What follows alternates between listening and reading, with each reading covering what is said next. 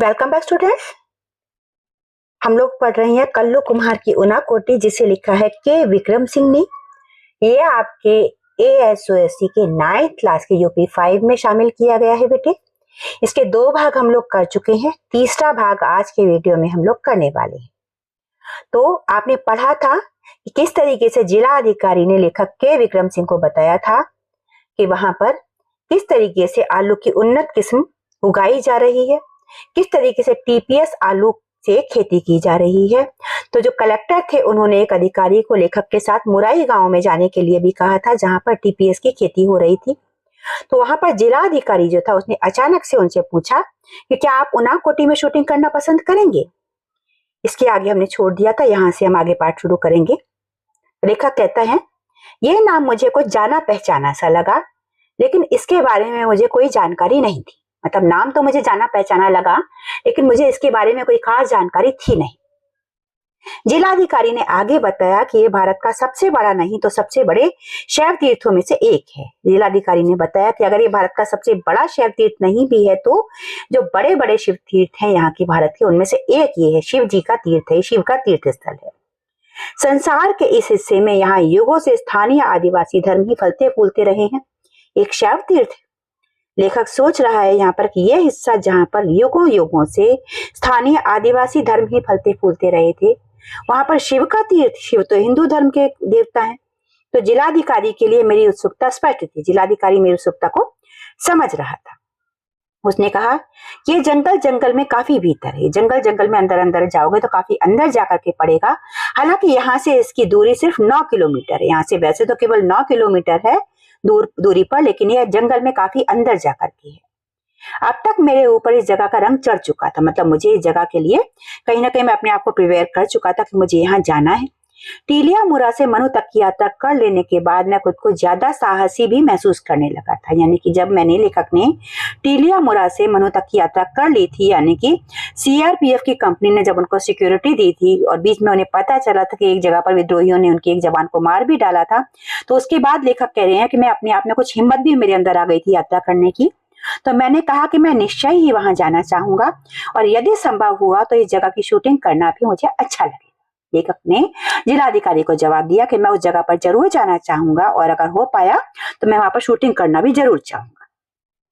तो अगले दिन जिलाधिकारी ने सारे सुरक्षा इंतजाम किए और यहाँ तक कि उनाकोटी में ही हमें लंच कराने का प्रस्ताव भी रखा। यानी कि अगले दिन जिलाधिकारी ने हमारे जाने के सारे इंतजाम कर दिए, सुरक्षा इंतजाम कर दिए और साथ ही वहां पर हमें लंच कराने का प्रस्ताव भी रखा। मतलब हमारे सामने प्रपोजल रखा गया कि हम वहीं पर लंच भी कर लें। वहां हम सुबह 9 बजे के आसपास पहुंच गए, लेकिन 1 घंटे हमें इंतजार करना पड़ा। लेखक और लेखक की टीम उनाकोटी में सुबह 9 बजे के आसपास पहुंच गए थे, लेकिन उन्हें 1 घंटे इंतजार करना पड़ा, क्योंकि खासे ऊंचे पहाड़ों से घिरी होने के चलते इस जगह सूरज की रोशनी 10 बजे ही पहुंच पाती है। क्योंकि ये जगह बहुत ही ऊंचे ऊंचे पहाड़ों से घिरी हुई है, तो अंधेरी रहती है। यहाँ पर सूरज की रोशनी 10 बजे के आसपास तक ही पहुंच पाती है, इसलिए लेखक को वहां पर पहुंचने के बावजूद 1 घंटा इंतजार करना पड़ा। उनाकोटी का मतलब है 1 कोटि, यानी कि 1 करोड़ से 1 कम। 1 करोड़ में 1 कम उनाकोटी। तो दंत कथा के हिसाब से, दंत कथा है वहां पर चलती है, एक कहानी है वहां पर। उनाकोटी में शिव की 1 कोटि से 1 कम मूर्तियां हैं। यानी कि ये कहा जाता है कि उनाकोटी में शिव जी की मूर्तियां हैं जो 1 करोड़ में 1 कम है। तो विद्वानों का मानना है कि ये जगह 10 वर्ग किलोमीटर से कुछ ज्यादा इलाके में फैली हुई, यानी कि 10 स्क्वायर किलोमीटर का एरिया है उनाकोटी का। और पाल शासन के दौरान 9वीं से 12वीं सदी के बीच में 300 वर्षों में यहाँ चहल पहल रहा करती थी। यहाँ पर यह जगह 10 स्क्वायर किलोमीटर का एरिया है। यहाँ पर पाल शासन के दौरान, यानी कि 9वीं से लेकर के 12वीं सेंचुरी तक 300 साल तक काफी चहल पहल हुआ करती थी। यहाँ पर बसावट हुआ करती थी। पहाड़ों को अंदर से काटकर यहाँ विशाल आधार मूर्तियां बनी। पहाड़ों को अंदर से काट के मूर्तियां बनाई गई हैं। एक विशाल चट्टान ऋषि भगीरथ की प्रार्थना पर स्वर्ग से पृथ्वी पर गंगा के अवतरण के मिथक को चित्रित करती है। वो कहते हैं, जो कहानी है कि भगीरथ की प्रार्थना पर गंगा स्वर्ग से धरती पर आई थी, उस चीज को दर्शाती हुई भी यहाँ पर एक मूर्ति है। गंगा अवतरण के धक्के से कहीं पृथ्वी धंस कर पाताल लोक में न चली जाए, लिहाजा शिव को इसके लिए तैयार किया गया कि वे गंगा को अपनी जटाओं में उलझा लें। यानी कि गंगा जब अपनी तेजी से ऊपर से धरती पर गिरेगी तो कहीं ऐसा ना हो कि उसकी तेजी की वजह से धरती पाताल लोक में चली जाए, धरती यहाँ से खिसक जाए। इसलिए शिव जी को तैयार किया गया कि गंगा को अपनी जटाओं में संभालें, उसके बाद धरती पर वो बहे। तो शिव का चेहरा एक समूची चट्टान पर बना हुआ है। यहाँ पर शिव जी का चेहरा भी बना हुआ है और उनकी जटाएं दो पहाड़ों की चोटियों पर फैली हुई है। शिव जी की जटाएं जो है वो दो पहाड़ों पर फैली हुई हैं। भारत में शिव की ये सबसे बड़ी आधार मूर्ति है। शिव जी की ये सबसे बड़ी आधार मूर्ति है। पूरे साल रहने वाला एक जलप्रपात पहाड़ों से उतरता है।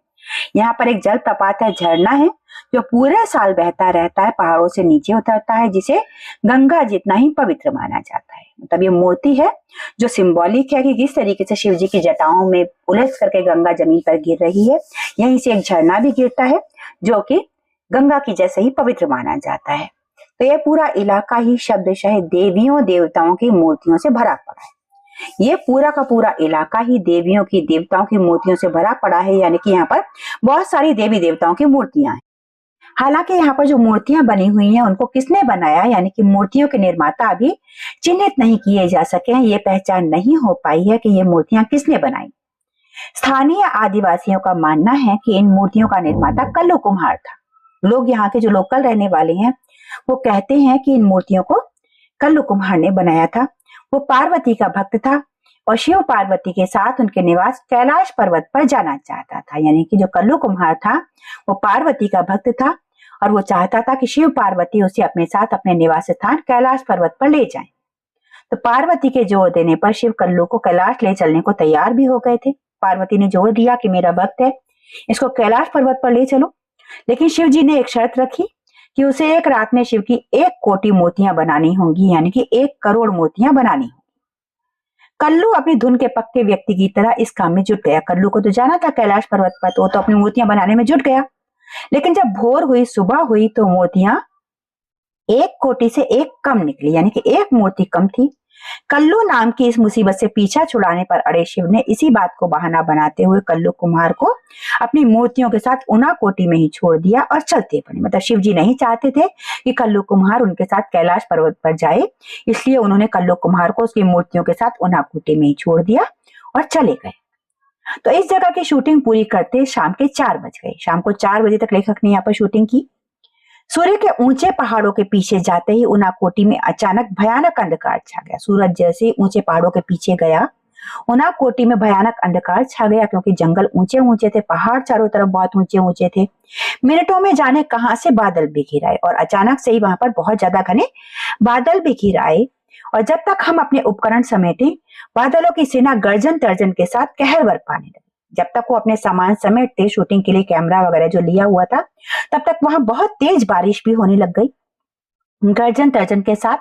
तो शिव का तांडव शुरू हो गया था, जो कुछ कुछ वैसा ही था जैसा मैंने 3 साल बाद जाड़े की एक सुबह दिल्ली में देखा और जिसने मुझे एक बार फिर उनाकोटी पहुंचा दिया था। देखिए यहाँ पर बात वही शुरू वाली आ गई, जो शुरू में अपने कमरे में जब वो रात में अचानक से उठे थे सुबह, कहते हैं कि मुझे ऐसे लगा था कि जैसे तीसरे विश्व युद्ध की शुरुआत हो गई।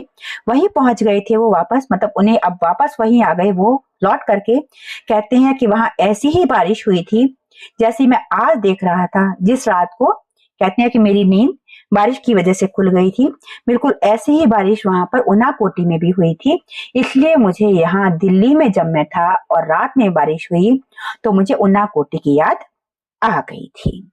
ये था आपका पाठ कल्लू कुम्हार की उनाकोटी, जिसे लिखा था के विक्रम सिंह ने। ये पाठ आपके बेटा यूपी 5 में शामिल है, 9th क्लास का, DBSE ASOSC स्कूल में बेटे। तो have a great day ahead. जय हिंद, जय भारत।